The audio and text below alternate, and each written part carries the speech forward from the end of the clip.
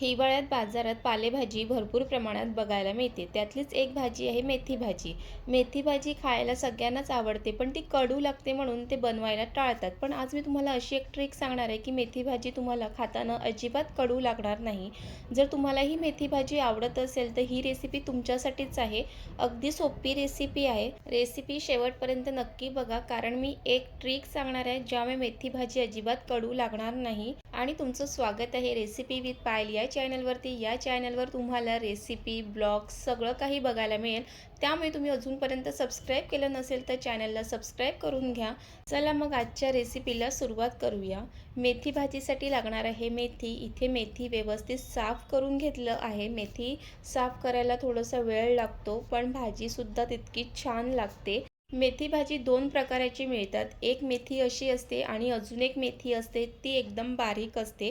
ती मला कधी मिळाली मार्केटमध्ये तर मी तुम्हाला त्याचीसुद्धा रेसिपी नक्कीच करून दाखवणार आहे. त्यानंतर मेथीला बारीक चिरून घ्यायचं आहे.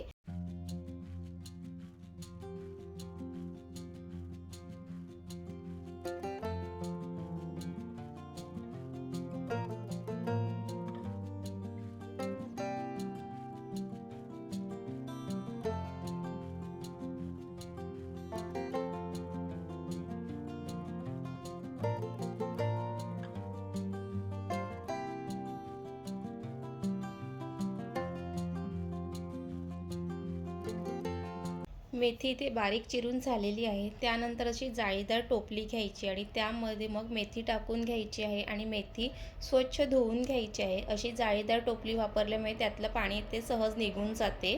आणि तुम्ही इथे पाहू शकतात की मेथीला जास्त बारीक चिरलेलं नाही आहे, तर अशाच पद्धतीने मेथी चिरून घ्यायची आहे. तर चला मग इथे आता मेथीला 4-5 वेळा स्वच्छ पाण्याने धुवून घ्यायचं आहे.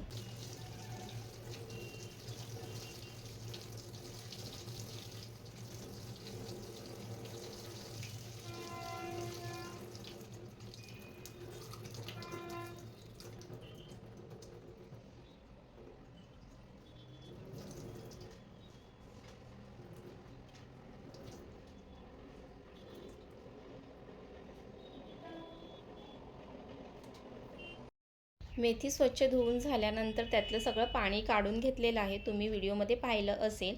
त्यानंतर त्यासाठी लागणार आहे कांदा, टोमॅटो आणि हिरव्या मिरच्या लागणार आहेत. त्यानंतर कांदा, टोमॅटो, मिरच्या हा स्वच्छ धुवून घ्यायचा आहे आणि ते सुद्धा बारीक कट करून घ्यायचं आहे. पालेभाजीची भाजी करताना जास्त साहित्य लागत नाही, पण ती तितकीच चविष्ट बनून तयार होते. फक्त कांदा, टोमॅटो आणि मिरच्या आणि लसूण, फक्त एवढ्या साहित्यामध्ये पालेभाजीची भाजी बनून तयार होते.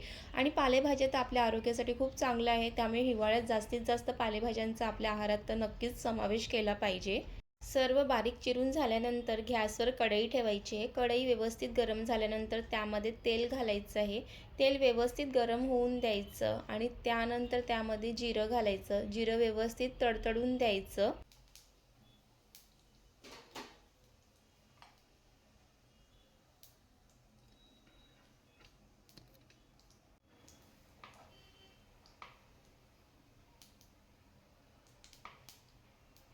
जिरंसुद्धा व्यवस्थित तडतडून झाल्यानंतर त्यामध्ये इथे लसूण घातलेलं आहे. लसूण इथे मी ठेचून घातलेलं नाही आहे, तर अशा पद्धतीने बारीक कट करून घातलेलं आहे.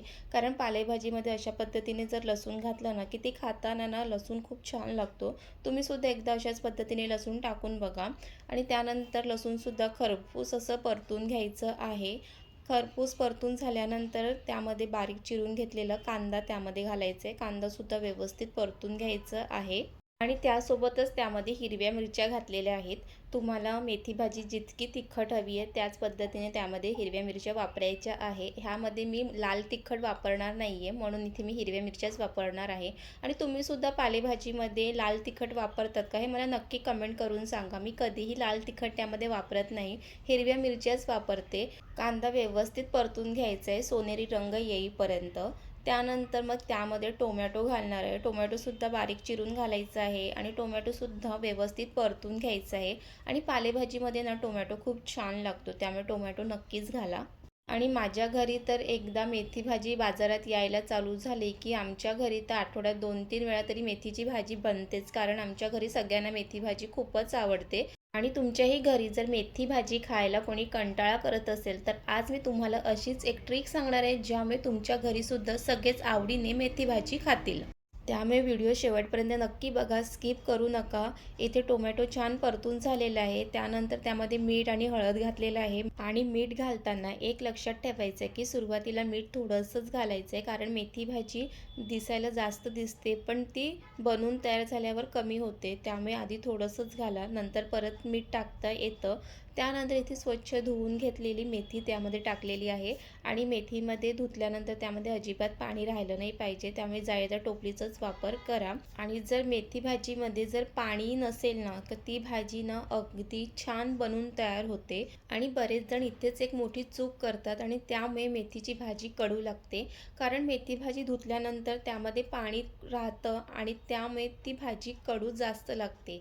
जर तुम्ही जाळीदार टोपलीचा वापर केला तर तो पाणी निघून जातं आणि मग मेथी भाजीमध्ये पाणी राहत नाही आणि मग ती मेथी भाजी बनवून तयार झाल्यानंतर त्यामध्ये ती भाजी कडू लागत नाही. आणि अजून एक महत्त्वाची ट्रिक, की मेथी भाजी करताना त्यावरती झाकण ठेवायचं नाही. बिना झाकण ठेवता ही भाजी बनवून घ्यायची आहे. सुरुवातीला कढईमध्ये मेथी भाजी टाकल्यानंतर ती भरपूर दिसत होती, पण जसं मिक्स करत गेली की ती भाजी कमी होत गेली. आता अजून पुढे जाऊन ती आपल्याला कमी दिसणार आहे. आणि ह्यामध्ये तुम्ही पाहू शकतात, की पाणी आधी सुरुवातीला काहीच नव्हतं, तरी पण पालेभाज्यांचं थोडं थोडं पाणी हे निघतेच. त्यामुळे झाकण झाकायचं नाही आणि इथे एक 5-7 मिनिटानंतर परत एकदा भाजी व्यवस्थित मिक्स करून घ्यायची आहे. आणि ही मेथी भाजी अगदी 10 मिनिटात बनवून तयार होते. फक्त मेथी भाजी साफ करायला वेळ लागते. तर इथे आपली मेथी भाजी बनवून तयार आहे. ही भाजी तुम्ही चपाती, भाकरी, अगदी भातासोबतही खूप छान लागते. मला तर भातासोबत ही भाजी मिक्स करून खायला तर खूप आवडते. तुम्हाला सुद्धा आवडत असेल तर नक्की मला कमेंट करून सांगा. तुम्ही सुद्धा अशाच पद्धतीने जर एकदा मेथी भाजी बनवून बघितली ना, की मेथी भाजी अजिबात तुम्हाला कडू लागणार नाही. घरचे सुद्धा खूपच आवडीने ही भाजी खातील. मेथी भाजी करताना फक्त हे लक्षात ठेवायचं आहे, की त्यावरती झाकण ठेवायचं नाहीये आणि मेथी स्वच्छ करून घेताना त्यामध्ये पाणी राहिलं नाही पाहिजे. फक्त ह्या 2 गोष्टी लक्षात ठेवा. तुमची ही मेथीची भाजी कडू लागणार नाही आणि घरचे खूपच आवडीने खातील. जर तुम्हाला ह्यामध्ये खोबरं, किसलेला नारळ जर घालायचं असेल तर तुम्ही तेही घालू शकतात किंवा तुम्हाला शेंगदाण्याचं कूट घालायचं असेल तर तेही घालू शकतात. आज मी तुम्हाला साधी सोपी अशी मेथीची भाजी करून दाखवलेली आहे आणि तुम्हीसुद्धा अशाच पद्धतीने बनवतात का, हे नक्की कमेंट्स करून सांगा. आणि मेथी भाजी करताना तुम्ही कोणत्या टिप्स फॉलो करतात हे सुद्धा मला कमेंट्समध्ये सांगा. आणि तुम्हाला आजची झटपट साधी सोपी मेथीची भाजीची रेसिपी आवडली असेल तर लाईक करा, कमेंट करा आणि चॅनलला अजूनपर्यंत सबस्क्राईब केलं नसेल तर सबस्क्राईब करून घ्या. तुम्हाला अशाच घरगुती रेसिपी, ब्लॉग हे सगळं काही ह्या चॅनलवर बघायला मिळतील. आणि तुम्हाला अजून झटपट पालेभाज्यांची रेसिपी बघायची असेल तर त्या चॅनलवर आहेत. आणि पूर्ण रेसिपी पाहिल्याबद्दल तुमचं मनापासून धन्यवाद. पुन्हा भेटूया अशा छान रेसिपीसोबत. तिथपर्यंत मस्त खा, मस्त राहा. पुन्हा भेटूया. Bye bye.